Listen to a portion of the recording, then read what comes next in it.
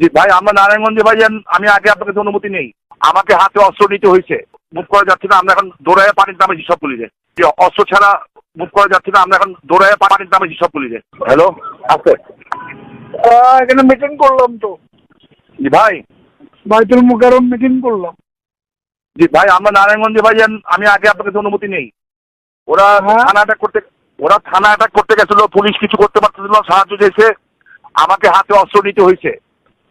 আমি কিন্তু এখন আর অস্ত্র ছাড়া মুভ করা যাচ্ছে না। আমরা এখন দৌড়ায় পানির দামে সব পুলিশে, দুটায় ধরছি। এখন যাচ্ছি সিদ্ধিগঞ্জে। আর সজল মোল্লা ওদের সাথে আলাপ করছি যে তোমরা আমাকে সাপোর্ট দাও, আমরা চিটাং রোড খালি করতেছি।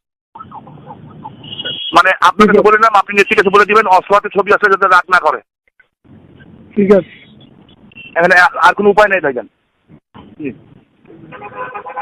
আসসালামু আলাইকুম।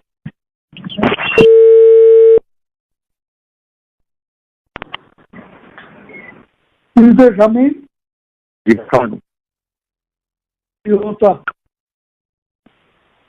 অবস্থা ভাই, মানে মানে আমাদের নারায়ণগঞ্জে যেটা বর্তমান অবস্থা, প্রশাসন কেউ আছে বলে মনে হচ্ছে না।